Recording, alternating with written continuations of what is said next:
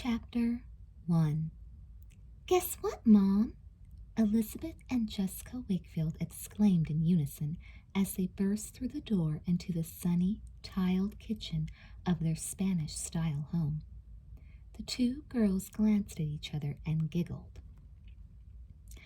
Alice Wakefield, their mother, smiled at her 12-year-old twin daughters. Looking at them was almost like seeing double.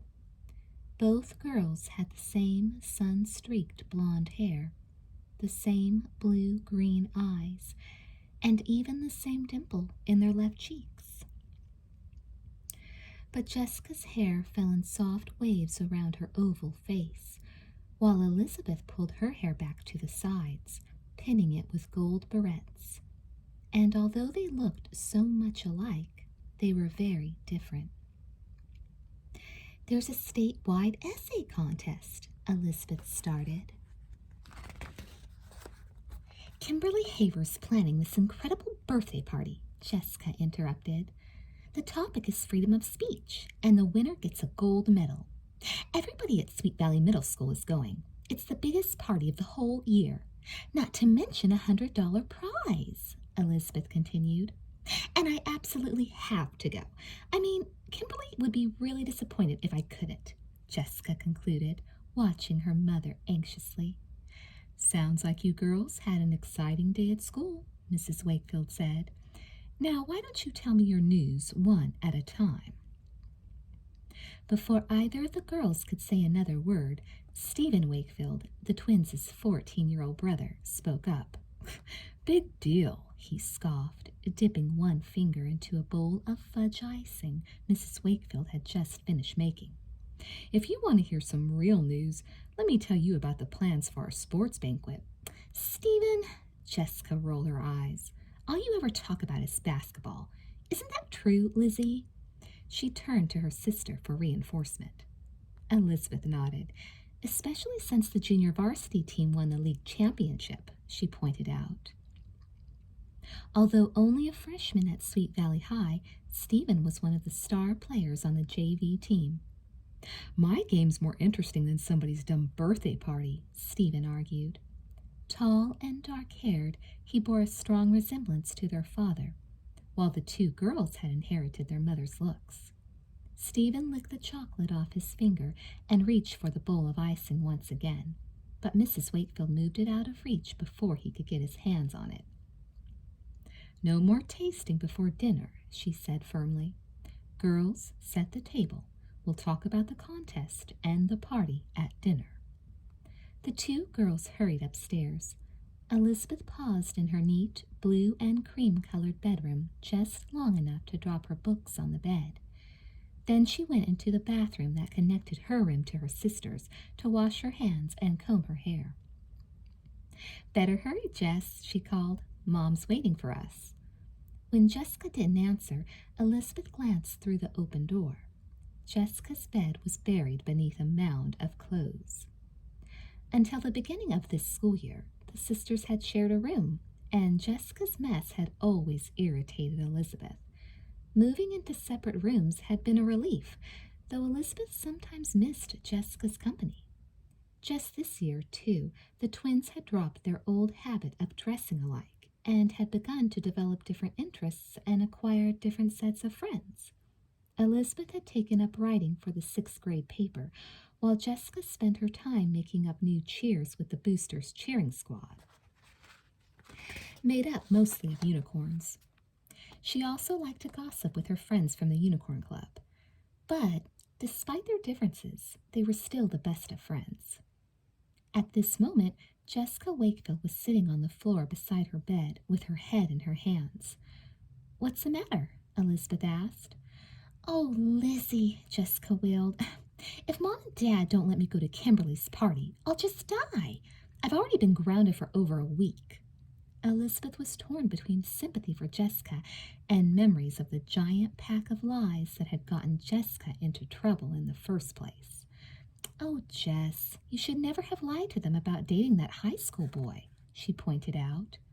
Jessica made a face. "Please, Lizzie, no lectures," she begged. "I said I'd never do it again." Elizabeth sighed. I'll cross my fingers for you, she said. She gave her sister a quick hug, then they both hurried down the stairs.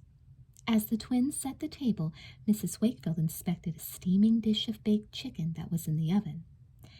"Here's Daddy," Elizabeth said when she heard the front door open. "Oh, gosh," Jessica murmured. "I didn't think Dad was coming home for dinner tonight." Elizabeth glanced at her sister. "Don't give up yet," she whispered. "Wait and see what Mom and Dad say." Both the twins sat down to dinner feeling tense. Elizabeth's own conscience once clear, but she couldn't help worrying about what would happen to Jessica. Kimberly's party would definitely be more fun if Jessica were there. That was, if they were even invited.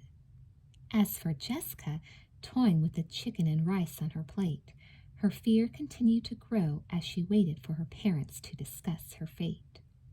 As soon as Mr. and Mrs. Wakefield had listened to Stephen's enthusiastic account of the upcoming sports banquet, Elizabeth had her turn to explain about the state essay contest. "A lot of the kids at school are going to enter. Mr. Bowman, our English teacher, said he'd give us extra credit for writing the essays, too," Elizabeth told them. Mr. Bowman was not only Elizabeth's favorite faculty member, but also advisor to the Sweet Valley Sixers, the sixth-grade student newspaper. "That sounds very exciting," Mr. Wakefield said. "Not as exciting as Kimberly's party," Jessica exclaimed, unable to contain herself any longer. "She's inviting the whole 7th grade, plus a few of the 6th graders, the ones who are really mature." "That leaves you out," Stephen said with a grin. Jessica's quick temper flared.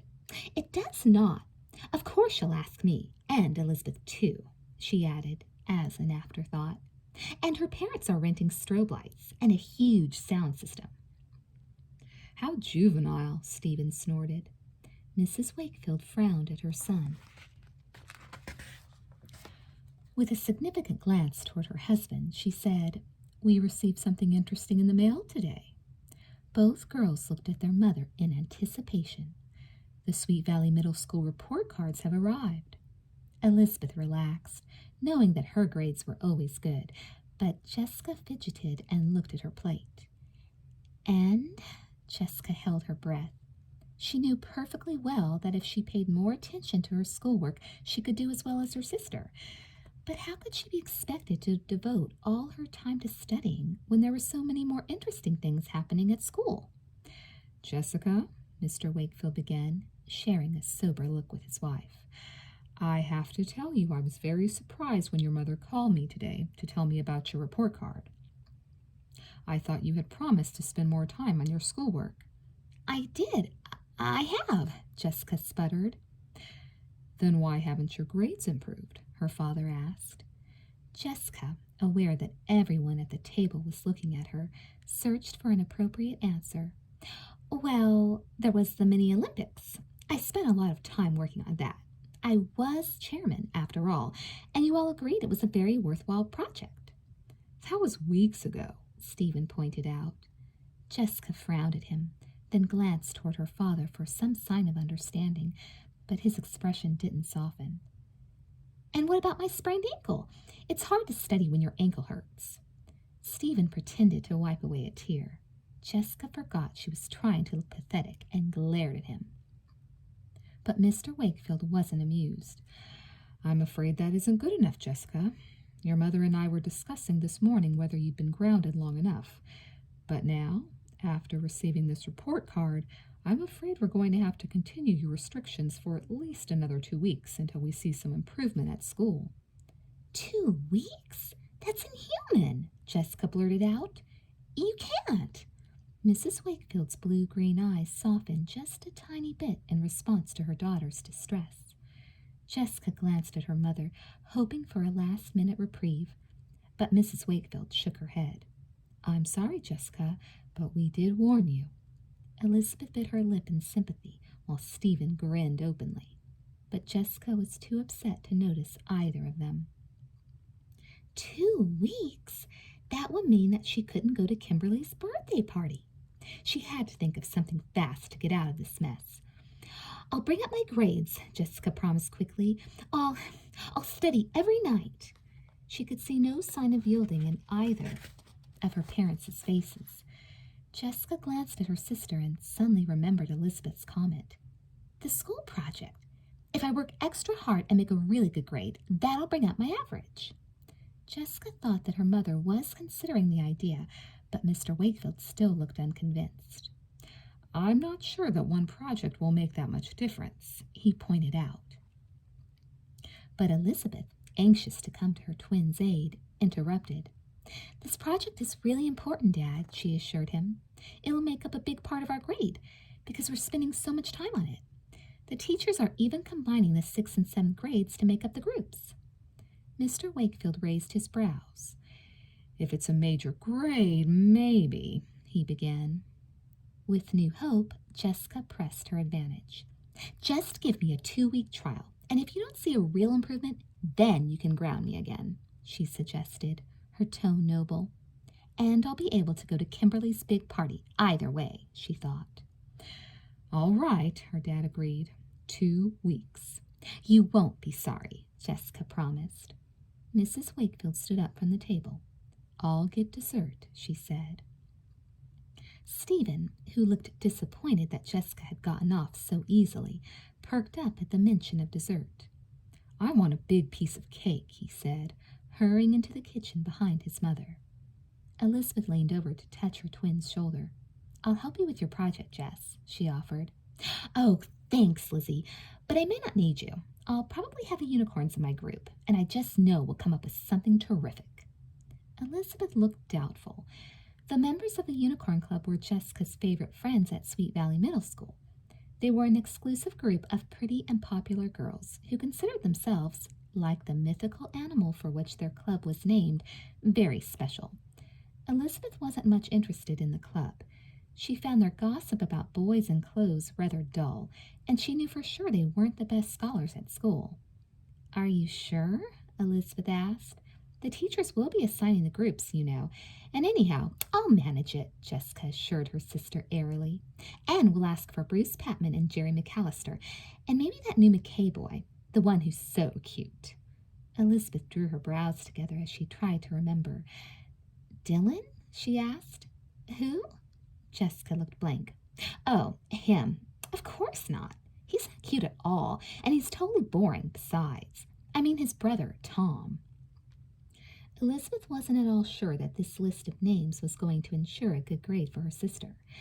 I hope you're right, Jess. Mom and Dad are really serious about this, you know.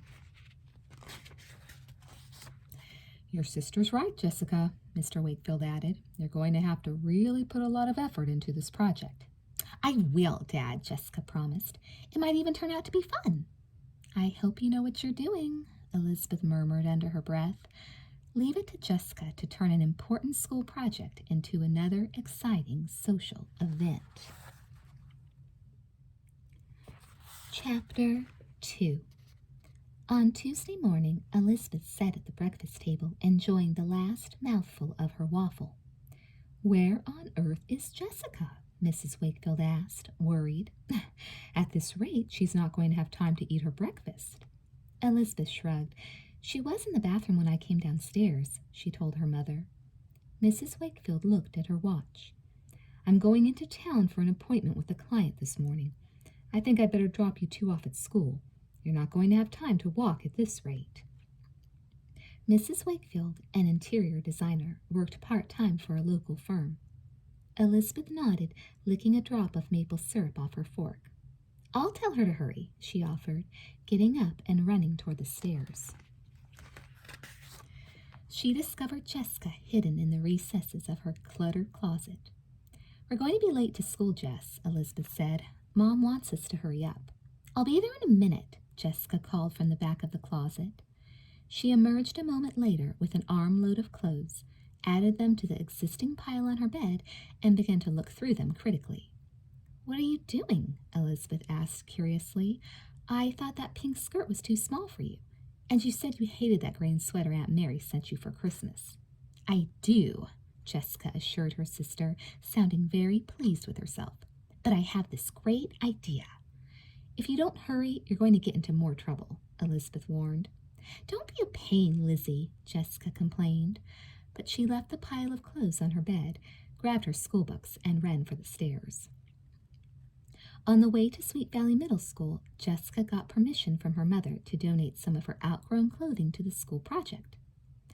I usually give those things to the thrift shop, Mrs. Wakefield said, but if it will help your project, of course you may use them, Jess. I'm pleased to see you so enthusiastic about this special project. Jessica looked smug. Elizabeth couldn't help feeling a tiny twinge of suspicion, but she waited until they got out of the car and waved goodbye to their mother before she added, "That green sweater isn't too small on you. So I'll sneak in a few extra things that I like to get rid of. That will give me a good excuse to go shopping," Jessica explained, completely untroubled by this slight deception. Elizabeth sighed. "Just how is this going to help your grade anyhow? I haven't heard about a special school project involving old clothes." "You'll see," Jessica promised. "Leela, Ellen, hi, over here," she called. Elizabeth hesitated as Jessica's two best friends, members of the Unicorn Club, approached. Normally she would have left at this point, but this morning she lingered, curious to hear more about Jessica's idea. "Hi, Jessica," Ellen Reitman said. "Wait till you see the new outfit Leela bought for Kimberly's birthday party. It's gorgeous and makes Leela look like she should be in high school, at least." "Are you getting something new for the party, Jessica?" Leela asked. Everyone knew that Leela Fowler's father was on his way to being one of the richest men in Sweet Valley. He spoiled his daughter terribly to make up for the lack of time he spent with her. It seemed as though Leela had something new to wear to school every single day. Some things are just not fair, Jessica thought, a frown momentarily darkening her face. But Leela was her best friend, even if she was sometimes envious of her. "I haven't asked my mother yet," Jessica said. "I had something else on my mind. I was thinking we should have a unicorn meeting today, because I want to talk about that special project we have to do." Both girls stared at Jessica in surprise. Talking about schoolwork instead of new clothes definitely did not sound like Jessica. "Who wants to talk about that?" Leela objected, wrinkling her nose. Jessica considered admitting that she had to get a good grade to bring up her average at school or face being grounded by her parents, but quickly decided against it. Leela never got grounded. Instead, Jessica began to talk quickly. "No, listen, it's going to be really fun. You know how we have to form our own company and create a product or perform a service and write reports and keep books and do all that stuff to show how a modern business works? Well, I had this great idea. We can start our own boutique." Ellen's eyes widened and even Leela looked impressed. "Jessica, you really have been thinking about this, haven't you?" Elizabeth said. "That is a great idea. It'll really impress the teachers. And think of the fun we can have. We'll set up a booth, decorate it, sell the clothes to the other kids. We'll be the hit of the school. I can't wait." Jessica could barely contain her excitement. "Where are we going to get the clothes?" Ellen asked. "That's simple. Just go through our closets and pull out all the stuff that's too small or out of style. Not everyone is as fashionably dressed as the unicorns. The other kids will love our old clothes." Elizabeth frowned at the unconscious insult in her twin's statement, but the two other girls saw nothing wrong with what she had said. "I think you're right, Jessica. It sounds like it could be fun. I was dreading having to do this special assignment," Leela said. Jessica glowed. "And we'll have all the unicorns in our group," she told the girls. "Jessica," Elizabeth interrupted, "you know there's no guarantee you'll all end up together." "So we'll make a special request," Jessica said with a shrug, "and we'll ask for some of the cutest boys, Bruce Patman, and maybe that new McKay boy." "Tom?" Leela pursed her lips, then nodded in agreement. "He was just elected president of the tennis club. He deserves to work with the unicorns, but not his nerdy brother." "Of course not. Who wants him?" Jessica agreed. "And you can be in our group too, Lizzie," she offered, suddenly remembering her sister. "Thanks, Jess." Elizabeth shook her head at Jessica's ability to ignore the facts. "But I think we'll have to wait and see which group we end up in. And besides, I have an idea of my own." The sound of the first bell made them all jump. "I've got to go. See you later, Jessica," Elizabeth said, running off toward her first class. Jessica, already absorbed in planning the unicorn boutique with her friends, didn't even hear. Chapter 3. The morning went by quickly, and Elizabeth never had a chance to find her own friends to tell them her idea for the class project. So when it was time for lunch period, she hurried to the cafeteria to catch up with Amy Sutton and Julie Porter, two of her closest friends. Halfway down the hall, she realized that she left her notebook in class. Turning, she ran back toward the classroom. She could see two boys standing at the back of the room. She could tell that they were arguing. "I don't want to," one boy said. "Come on," the other urged. "Why won't you come to the meeting after school?" Elizabeth recognized one of the boys as Tom McKay. Although relatively new to the school, he was already well known. All the sixth-grade girls agreed he was very, very cute. He was a talented athlete, a good student, and had a great sense of humor. When the other boy turned slightly, Elizabeth could see it was Dylan McKay, Tom's older brother. Dylan, a skinny seventh grader, looked awkward and ill at ease beside his athletically built younger brother. "Would you quit telling me what to do?"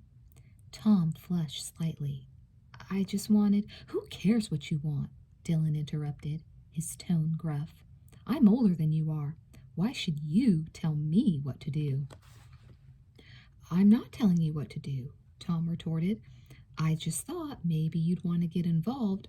That meeting's for the student government. You belong there. You're one of the room representatives. I wasn't even nominated for room representative, much less elected. I'm not interested in student government, okay? Why don't you just leave me alone?" "Anyone can come and work on the posters," Tom continued, frowning. "Maybe you could meet some more people, Dylan. Make some friends." "I don't care about making friends," Dylan muttered, kicking the closest desk with his sneaker. "You're the smart, popular one, and every family has to have a dummy, too. Why should ours be any different?" Tom looked uncomfortable. "Don't put yourself down," he told his brother. In the doorway, Elizabeth felt her conscience stirring. She didn't mean to eavesdrop, but she had to get her notebook before the next class. While she tried to decide what to do, she saw Tom move toward the front of the room. "I'm going to lunch. Want to eat with me?" Tom seemed to offer a truce, but his brother wouldn't meet his eyes. "In a minute. You go ahead." Elizabeth drew a deep breath and walked into the classroom, trying to look as if she'd just arrived. She met Tom heading toward the door. "Hi," she said brightly. "I forgot my notebook." Tom smiled at her. He had an engaging grin that lit up his blue eyes. "Better hurry," he advised. "You wouldn't want to miss any of the great cafeteria food." "That would be awful," Elizabeth joked back. She found her notebook inside her desk, added it to the books in her arms, and turned to leave. "Hi, Dylan," Elizabeth said as she passed him on her way out. The taller boy didn't even answer. Elizabeth shrugged and hurried off to lunch. No wonder Dylan hadn't made any friends, she thought. He didn't seem to want any. Dylan McKay, left alone in the empty classroom, stared blindly at the blackboard. Girls, especially pretty girls, always left him tongue-tied. He never knew what to say to them. Elizabeth Wakefield seemed so friendly, but she couldn't really want to talk to him. She was pretty and popular, and probably much more interested in his brother. Dylan was used to being the boy everyone forgot. In the 5th grade, his class had had spelling bees every Friday, and Dylan was always the last kid to be picked, even though he was a good speller. It made him dread Fridays. And when the boys played baseball or basketball during gym class, the rest of the guys never wanted Dylan on their team. "You can't even hit the ball," they would scoff. "Your little brother's a better player than you are." The awful thing was that their taunt was true. Tom had always been a good athlete. All sports came easily to him. Now Tom, after only a few months of tennis lessons, could beat half the boys at the middle school. Whatever Tom touched turned to gold. For his part, Dylan had begun to avoid team sports whenever possible, But even off the field, Dylan couldn't seem to make anything go right. Tom always had a joke or a friendly comment for anyone who passed by him in the hallway.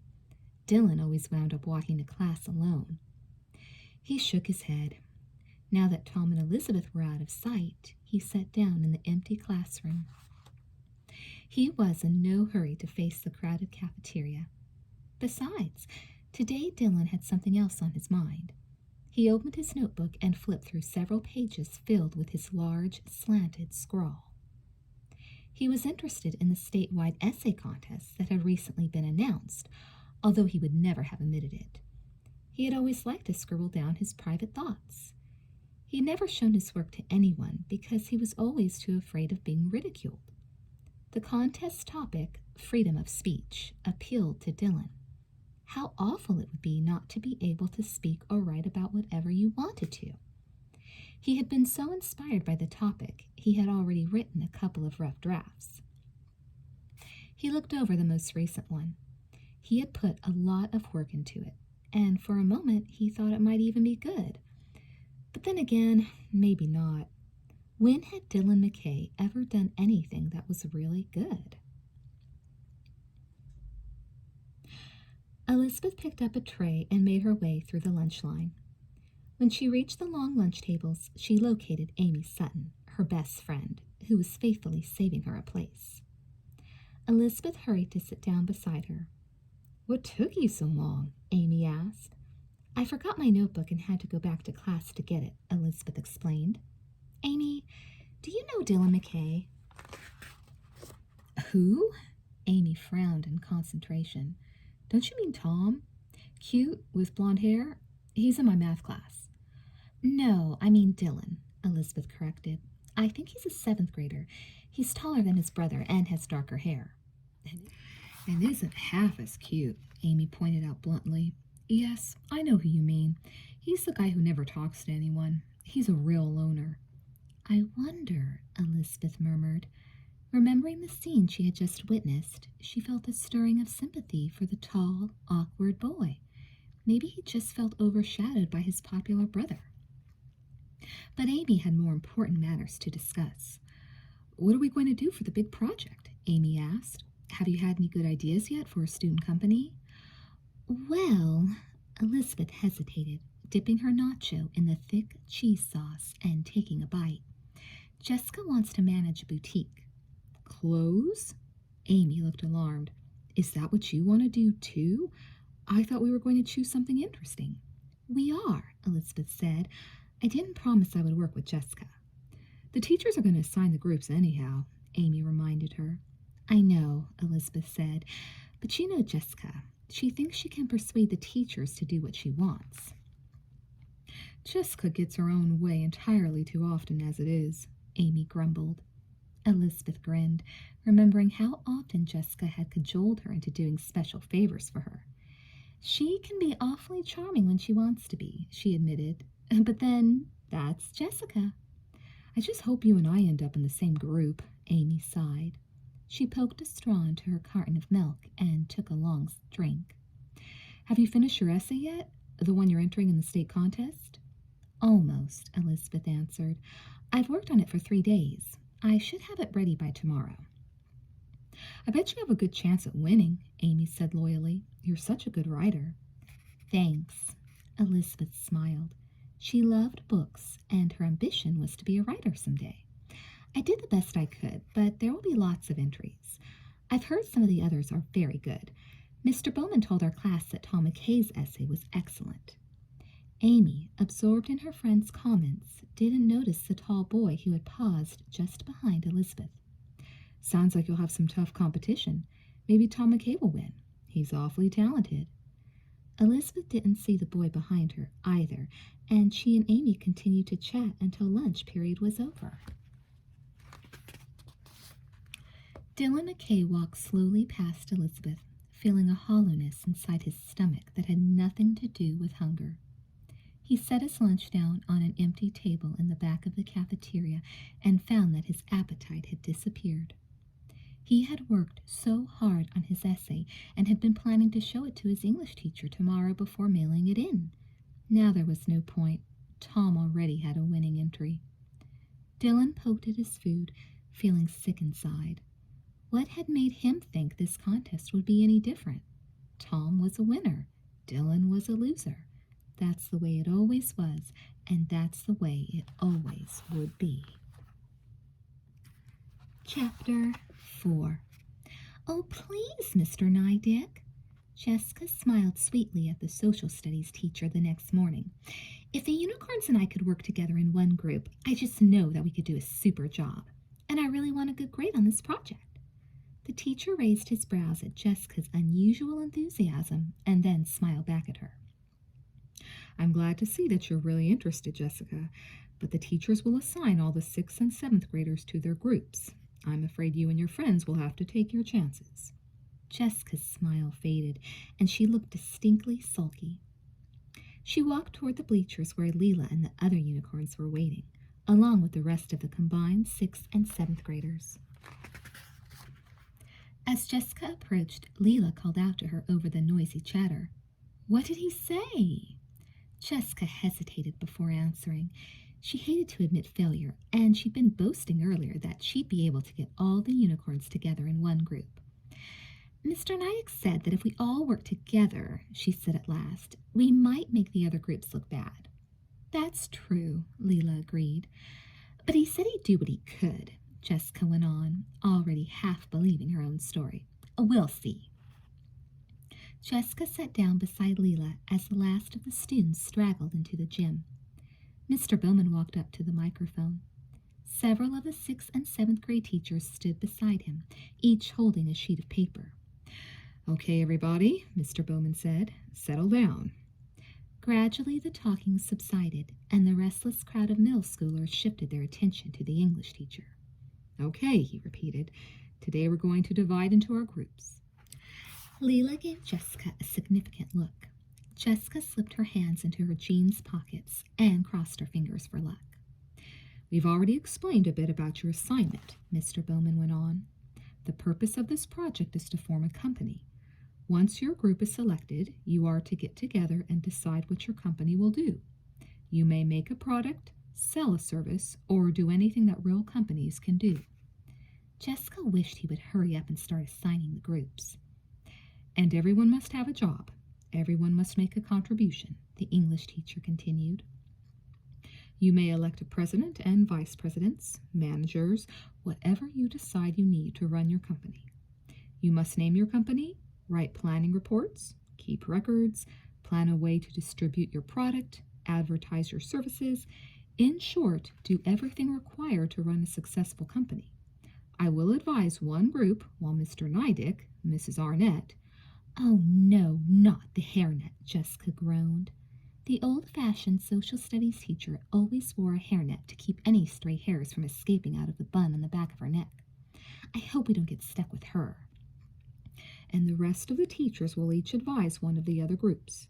Your groups will be made up of equal numbers of 6th and 7th graders.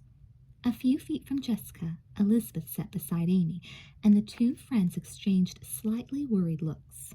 I hope we get into the same group, Amy whispered. Me too, Elizabeth agreed. I asked Mr. Bowman if he would let the newspaper staff work together, and all he said was that the groups had already been assigned. Then he said his lips were sealed, but he winked at me. So I bet you and I are in the same group.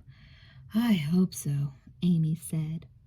On the far side of the bleachers, Dylan McKay sat alone at the end of a row. He didn't bother to look around at the other students. He had no special friends that he could hope to be paired with. This situation was one Dylan had been dreading. It was bad enough always being compared with his brother, but at least Tom, a 6th grader, had always been in separate classes.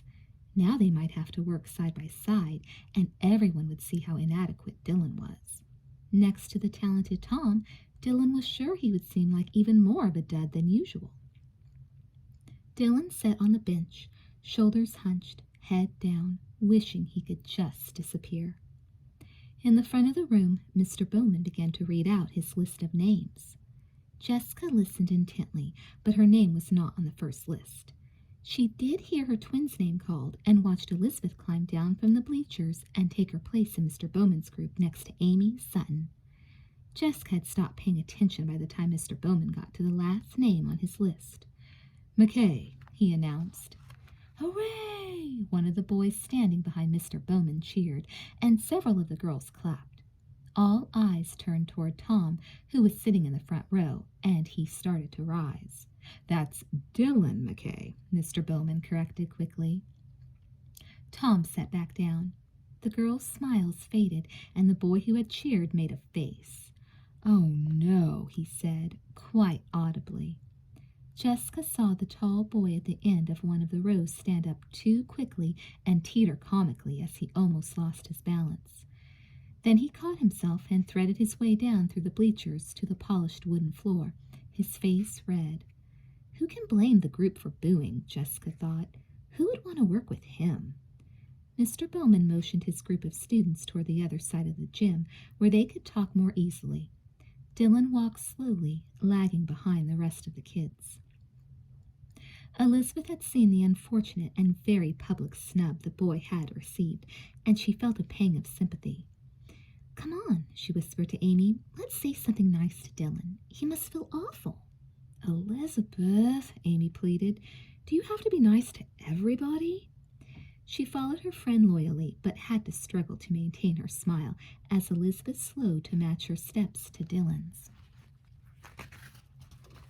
Hi, Elizabeth said, her smile sincere. We're awfully glad to have you in our group. Dylan stared at his feet as he shuffled across the smooth, hardwood floor and hardly glanced at her. Yeah, he muttered. Elizabeth, feeling rebuffed, tried again. Maybe he's just shy, she thought. She continued to walk beside him. I bet you'll be a big help to our company, she said. We'll need some posters to advertise. Do you draw? No, Dylan muttered. Elizabeth sighed. He seemed determined to rebuff her, but she wasn't ready to give up yet. We'll probably need to construct a booth or something. How are you in woodshop? Dylan shook his head, still refusing to meet her eyes. Terrible. The only thing I ever managed to do in woodshop was almost cut off my finger, he told her glumly. The teacher would hardly let me near the tools after that. Oh, Elizabeth answered, unable to think of an encouraging remark. Amy, a few feet away, frowned and muttered to Elizabeth to join her. Well, Elizabeth said to the unfriendly boy, I'm sure you'll think of something you enjoy doing. He didn't answer. Elizabeth finally gave up and walked over to sit down beside Amy. Thank goodness, Amy hissed. Why do you want to waste your time on that hermit? He doesn't like anybody. I just hoped... Never mind. Elizabeth shook her head. Let's see what Mr. Bowman has to tell us. While the rest of the group settled on the bleachers and listened to the English teacher as he explained the project requirements, Dylan sat at the far edge of the group, too bitter to pay any attention to the assignment. What new disaster would follow this latest humiliation? No one wanted him here. He knew that for sure. Even the Wakefield girl, the only student in the group who had spoken to him, probably was waiting for him to make a fool of himself. His anger simmered inside like a bubbling pot of soup. On the other side of the gym, Jessica still waited impatiently. Thank goodness the hairnet hadn't read Jessica's name on her list, but several of the unicorns had already been chosen. Leela looked increasingly skeptical, and Jessica could feel her reputation beginning to crumble. Then Miss Weiler, who was strict but still more fun than Mrs. Arnett, began to read her list of names, and Jessica was one of the first. She stood up quickly and winked at Leela. You'll be next, Jessica whispered, with renewed confidence that this project was going to work out the way she wanted it to. And, as if her confidence had proved the catalyst, Jessica wasn't even surprised to hear Leela's name called almost immediately. Then Ellen, Betsy Gordon, and Kimberly Haver, two seventh-grade unicorns, followed in quick succession. Jessica smiled broadly. This was going to work after all. And to crown her happiness, she heard Tom McKay's name being called. The blond boy stood up with a weary expression, which he managed to make comical, and walked over to join the group. Jessica maneuvered herself to the edge of the cluster of students so she could smile sweetly at Tom as he joined them. Hi, Jessica, he said. Are you ready to succeed in business? I've got a great idea, she assured him. Just wait till you hear, and you can be a big help. She peered up at him through her long lashes and was pleased to see his blue eyes brighten in response. Yes, this project was definitely going to be fun. Chapter 5. Jessica could hardly wait until Miss Weiler finished her directions and allowed the students to discuss their ideas. What should we do? Jessica began confidently. Is start our own boutique. That's much too complicated, Carrie Glenn objected. I think we should make potholders. We did that in the 3rd grade and sold lots of them. Potholders? Jessica could hardly contain her scorn. That's for babies. Jessica's right, Leela agreed. How totally boring. The other girl looked defensive. We made lots of money for our 3rd grade classroom, she pointed out. Yes, Jessica told her, because our mothers and grandmothers bought them all. But we have to sell the stuff within our own classes. That's one of the rules. Hey, one of the boys added, what happens to the money we make? We're using plate money, don't you remember? Jessica told him. Each student starts out with $20 to spend, and the company that makes the biggest profit at the end of the project period gets the highest grade and free Sundays at Casey's place. The boys cheered at the mention of the popular ice cream parlor in downtown Sweet Valley. All right, Tom shouted. But I don't know, Jessica, Jerry McAllister said. Boutiques are for girls. What would the boys do? Jessica thought quickly. She wanted the boys behind her. The whole group had to vote on the type of company they formed, and Jessica wasn't about to give up her great idea. We'll need a booth for the boutique. You guys can build it. And, of course, we'll sell some boys' stuff, too. I'd rather work in the booth, too, Mary Wallace, a 7th grader, spoke up. And we have to make reports and financial statements and transportation schedules, she reminded them.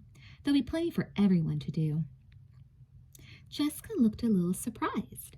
It was beginning to sound like a lot of work to her, but she nodded generously. Sure, everyone will do his or her share. Come on, you guys, this will be fun. Why not? Tom McKay agreed. High fashion, look out, here we come. Jessica flashed a brilliant smile. The students in Group C quickly voted in the boutique, and Jessica was feeling very pleased with herself.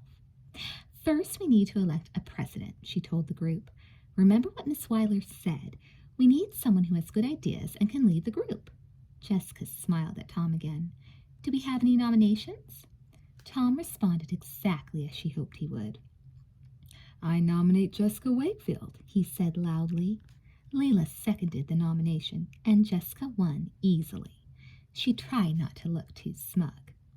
Okay, she said in the best businesslike tone she could muster. Let's get to work. Wait, we need some vice presidents too, Leila prompted.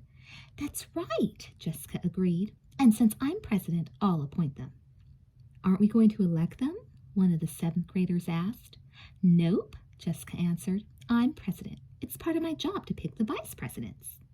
Some of the kids frowned, but Jessica didn't take the time to notice. She couldn't even think about picking a vice president until she came up with a good company name. We'll call our company the Unicorn Boutique, she decided. Jessica, Leila pointed out, not all the unicorns are in this group. They'll feel bad at being left out. Jessica thought about that for a moment. All right, what about the Purple Palace? Purple was the unicorn's favorite color. Jessica could just imagine the purple posters they could draw to advertise. Jerry McAllister stuck out his tongue and made a thumbs-down sign. The pits, he said.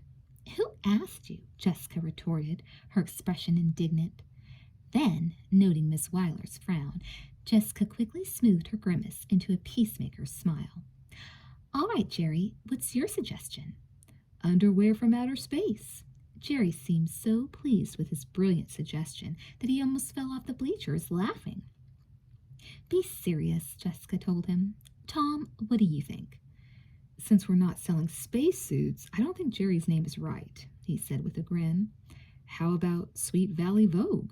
Tom, Jessica cried, that's brilliant. My mother reads fashion magazines, Tom admitted, looking a little sheepish. I always see them lying around the house. All the girls in the group looked at him with admiration. That's a great suggestion, Leela told him. Okay, let's move on to the next order of business, Jessica said, preferring that Tom keep his clear blue eyes focused on her and not wanting the group to forget who was in charge. What do we need to do first? We all have to go through our closets and collect clothes that we can give away to use for our inventory, Leela told them. Jessica nodded in agreement. Then we'll sort them according to size, Kimberly Haver suggested, and mark the prices on each item. Jessica nodded. That's good. I can see it now, Jerry snorted. Small, medium, and blimp. That's for Lois Waller, he noted in a loud whisper. Come on, let's get back to business, Jessica told them, recalling how Elizabeth had once lectured her about making fun of people's weight problems. Jessica was feeling very pleased with herself. She'd had no idea that being president of a company could be so much fun. Across the gym, Elizabeth's group was arguing about what kind of company to start. A couple of boys held out for slingshots. Don't be silly, Elizabeth told them. Even she was beginning to lose patience. The school would never allow us to sell slingshots. What then? Amy demanded. I did have an idea, Elizabeth hesitated, a little uncertain of what the rest of her group would think about her plan. Don't tell me, Amy joked. You want to open a stable and sell horses. Several of the kids grinned. Elizabeth had once been obsessed with the idea of owning her own horse. Hey, that's not a bad idea, she said, but what I have in mind will be a little easier to accomplish. What is it? Olivia Davidson asked. What do you think of forming a publishing company and putting out a book of student writings? Elizabeth's words came out in a rush because she was so afraid the other students wouldn't agree. You mean we'd have to do a lot of writing? One of the boys objected, apparently afraid of doing any extra work. No, Elizabeth reassured him quickly. We've got a bunch of writing to pick from already. Lots of kids have written essays for the big state contest, and we could ask students from other groups to contribute stories and poems they've already written. We'd have plenty of material to use. But how do we print a book? Nora Mercandee asked. We don't have any printing equipment. I know, Elizabeth agreed, but we have the typewriter the newspaper staff uses. If we type up the pages very neatly, I bet Mr. Bowman would help us duplicate them. Then all we have to do is draw illustrations, staple the books together, and put covers on them. We can make a great book. The rest of the students began to catch Elizabeth's enthusiasm.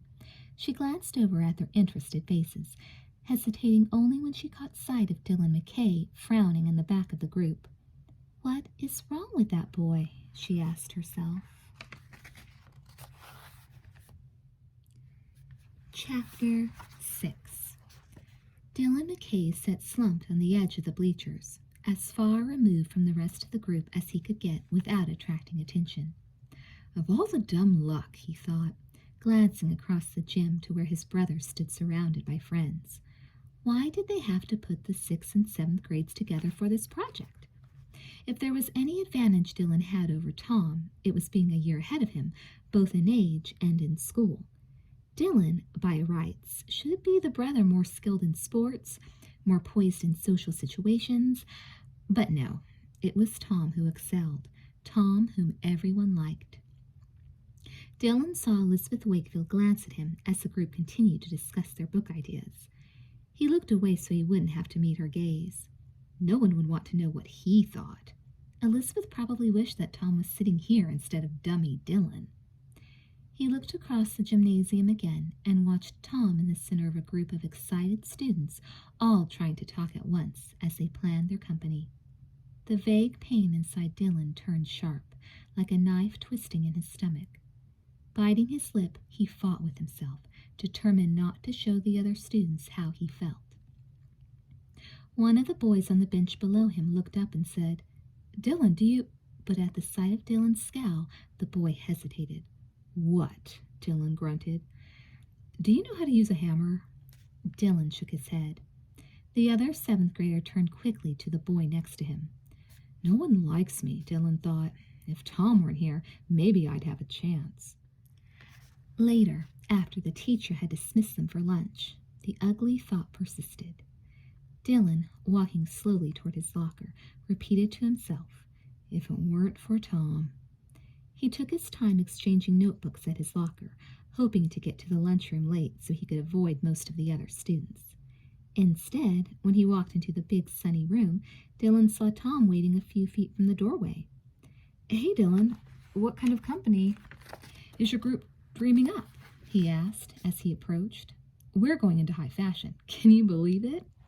Tom grinned at his brother, waiting for a response. Dylan just stood there staring at the denim backpack that his brother was carrying. "That's my backpack," Dylan said, his voice hard. "What are you doing with it?" Typical, Dylan thought, still staring blindly at the backpack, not noticing Tom's surprised expression. "Tom gets everything from attention right on down to my possessions." The anger inside Dylan exploded. When he glanced up, his fierce expression seemed to startle his brother. "I guess I picked up the wrong bag this morning," Tom explained. "Sorry." Dylan hardly noticed the apology. The anger inside him was too strong. He grabbed the backpack so hard that one of the books fell out. Tom put out his hand. "Let me take my books out first, will you?" "You just think you can do anything you want, don't you?" Dylan sneered. Tom blinked and his face darkened. "Come on, Dylan," he said. "What are you getting so upset about?" Dylan dropped the backpack that had started the dispute. Throwing around the bag didn't vent his anger. He wanted more. "Who says I'm upset?" he demanded. He stepped forward and gave his brother a shove. Tom, caught by surprise, lost his balance and fell backward into the middle of a group of students seated at a long table. Unable to catch himself, he jostled one girl, then hit the table. Several of the girls shrieked in alarm as their food spilled and slid across the tabletop. Tom, regaining his footing, turned to look at Elizabeth Wakefield. She had been about to take a sip of milk and now stared in surprise. The carton in her hand had been jolted. Chocolate milk spotted her clothes. "Watch out!" Elizabeth cried. Chapter 7. Elizabeth had hardly uttered her warning when Dylan McKay's lanky form lunged forward again. Tom swung around, but not soon enough. Dylan's clumsy punch hit him in the stomach, and he doubled over. "No fair!" Amy yelled. Elizabeth, who had been talking to Amy and Julie Porter about their newly formed publishing company, sat wide-eyed, still in shock from Tom's body catapulting into their midst. Amy had dropped the apple she was eating, then watched in dismay as it rolled under the next lunch table. Julie had dropped her sandwich and screamed. Now Tom, trying to stand upright, brought up his arms in an attempt to protect himself. Dylan continued to swing at him. Several boys edged forward, then hesitated. Dylan was the taller McKay, but he lacked the athletic ability and strength of his younger brother. Tom stepped out of reach as Dylan swung wildly. "Dylan," he cried, "what's the matter with you?" Dylan's face was red, his mouth drawn into a grim line. He didn't answer. "I don't want to fight with you," Tom told him. Although his tone was low, the students around them heard, and everyone looked shocked. "Why is that jerk picking on his own brother?" Julie demanded. Elizabeth suddenly remembered the conversation she had heard between the McKay brothers. She had the feeling she might understand more about this one-sided fight than the other kids. Elizabeth shook her head. Dylan wasn't doing himself any good this way. "Leave Tom alone," Jerry McAllister called out. "Pick on someone your own size," one of the other boys added. But Dylan ignored them all. "Come on," he urged his brother. "Hit me." But Tom obviously didn't want to fight. Instead of raising his fists, he held out one hand toward his brother, palm up. "Let's talk about it," he said quietly. "Fight, darn it," Dylan grunted. He swung again, almost knocking his round glasses off his nose. Again Tom stepped out of harm's way, but this only seemed to make Dylan's anger grow. "What's the matter?" He spat out the words. "Chicken?" Tom's expression hardened. "This is really dumb, Dylan," he said. "I don't even know what you're mad about." At that moment, Dylan lunged forward, and his fists connected with his brother's face with a force that surprised them both. "Oh no!" Julie shrieked. Elizabeth caught her breath, watching the red drops begin to appear at the end of Tom's nose. Even Dylan looked shaken. That's enough, Jerry yelled. He hurried to step between the brothers, and Charlie Cashman followed. Go pick on someone else, you bully. Dylan, who had been flushed with anger, now looked pale. He glanced toward his brother and seemed about to speak, but instead he slowly headed for the door, head down. Elizabeth handed a clean paper napkin to Tom and then watched Dylan disappear through the doorway. He got away just in time, too, she thought. Mr. Bowman was quickly making his way across the lunchroom toward them. What's going on here? The teacher demanded. Tom, wiping his nose, was the first to answer. Nothing, he told the teacher. I slipped and hit my nose on the table, that's all. It's not bleeding much. Mr. Bowman's brows lifted. Better go down to the nurse and let her take a look at it. And no more accidents, he said, flashing Tom a meaningful look. Yes, sir, Tom said. Jerry waited until the teacher walked away, then said, You want me to go with you? Just wait, we'll get Dylan. Tom shook his head. No, he said quietly. It's okay. Dylan and I will work it out. He shrugged and walked toward the door, still holding the napkin to his nose. The other students watched him go, then turned back to their lunch. That Dylan is really awful, Amy said loudly, still hungry for her lost apple. I wish we'd gotten Tom in our group instead of him. Elizabeth looked down at her good blue sweater. Drops of chocolate milk stained the knit fabric. She shook her head and said thoughtfully, I think Dylan may have his reasons. Not for acting like that, Julie argued. I can't believe we're stuck with him in our group, Elizabeth. Can't we complain to the teachers? Let's give him a chance, Elizabeth begged. Sometimes people do strange things when they're unhappy. Remember how wrong we were about Brooke Dennis? She acted like a world-class snob when she first moved to Sweet Valley. The whole school conspired against her. Oh, yes, Amy giggled. That was the time you and Jessica pretended to have another sister, a triplet. Elizabeth shuddered. Don't remind me, she said.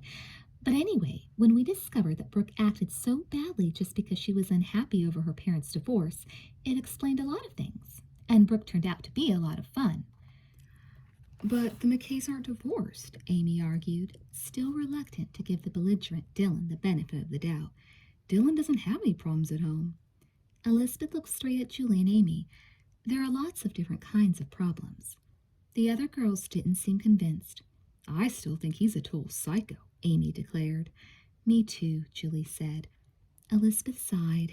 Dylan was going to be a complete outcast if he continued to act like this.